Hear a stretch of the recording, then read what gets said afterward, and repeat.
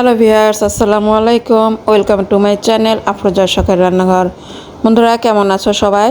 আশা করি আল্লাহর অশেষ রহমতে সবাই ভালো আছো এবং সুস্থ আছো। আমরাও আছি আলহামদুলিল্লাহ। বন্ধুরা আমি আজকে করেছি অতি জনপ্রিয় এবং বাঙালি একটি খাবার কুমড়ো ছক্কা, যার সাথে সবাই কম বেশি পরিচিত। তো চলো আমি এই কুমড়ো ছক্কাটা কীভাবে করেছি দেখে নেওয়া যাক। আশা করি তোমরা সম্পূর্ণ ভিডিওটা সঙ্গে থাকবে।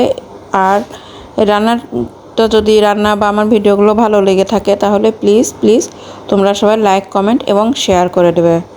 চলে এলাম রান্নার মূল পর্বে। আমি প্রথমে তেলের মধ্যে একটু আলু দিয়েছি কিছুটা।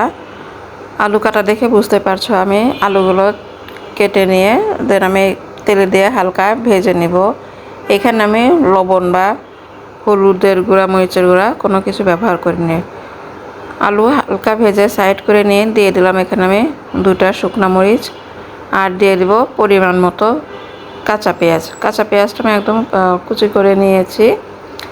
পেঁয়াজ, মরিচ আর দিয়ে দিলাম এখানে 5 ফোড়ন দিয়ে দিয়েছি আমি মিষ্টি কুমড়া একটু মোটা মোটা টুকরা করে কেটে নিয়েছি। নিয়ে আমি আলু, মিষ্টি কুমড়া এবং পেঁয়াজ ভালোভাবে কিছুক্ষণ নেড়ে চেড়ে ভেজে নেব। দেন আমি আস্তে আস্তে বাকি উপকরণগুলো দিয়ে দেব। তো বন্ধুরা কেমন লাগছে তোমাদের? তোমরা অবশ্যই লাইক, কমেন্ট করে জানাবে। এখন আমি দিয়ে দিলাম কুমড়োর ছক্কার মূল উপাদান, যেটা ছাড়া কুমড়োর ছক্কা হয় না, সেটা হলো ছোলা। আমি ছোলাটা ভিজিয়ে রেখে হাফ সেদ্ধ করে নিয়েছি। দিয়ে দিচ্ছি রসুন পেস্টটা দিয়ে আমি ভালোভাবে নেড়েচে মিশিয়ে নিলাম। নিয়ে আমি দিয়ে দিচ্ছি সামান্য হলুদের গুঁড়া, মরিচের গুঁড়া, জিরের গুঁড়া ও সামান্য ধনিয়ার গুঁড়া।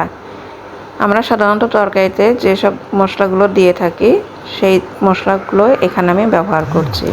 মশলাগুলো দিয়ে ভালোভাবে আমি আবারও নেড়ে চেড়ে মিশিয়ে নিচ্ছি। তোমরা দেখে এখন আমি দিয়ে দিলাম পানি আর দিয়েছি বাদাম বাটা। আমার মোটামুটি সব মশলাগুলো দেওয়া হয়ে গিয়েছে। আমি ভালোভাবে নেড়ে চেড়ে দিয়ে দিচ্ছি কিছুটা নারকেল কুড়ানো।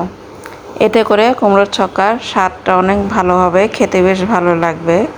আর আমি অল্প অল্প করে পানি দিয়ে দিয়েছি, দেখে নিশ্চয়ই বুঝতে পারছো। এখানে আমি এখন সামান্য পানি দিয়েছি, দিয়ে ঢেকে দিলাম কিছুক্ষণের জন্য।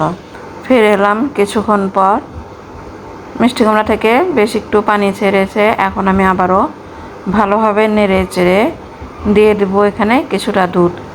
কুমড়োর ছক্কায় একটু দুধ দিলে ভালো হয়, তাই আমি দুধ একটু দিয়ে দিলাম। দিয়ে আমি আবারও ভালোভাবে নেড়ে চেড়ে দিয়েছি। দিয়ে অপেক্ষা করব।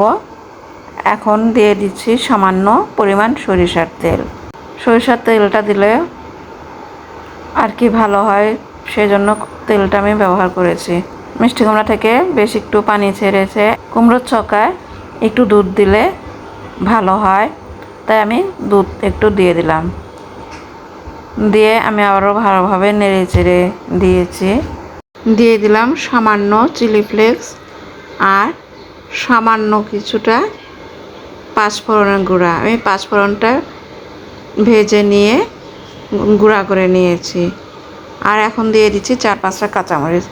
ভিউয়ার্স, মিষ্টি কুমড়াটা খুব ভালো ছিল, তাই একটু মিষ্টি কুমড়াটা বেশি সেদ্ধ হয়ে গিয়েছে।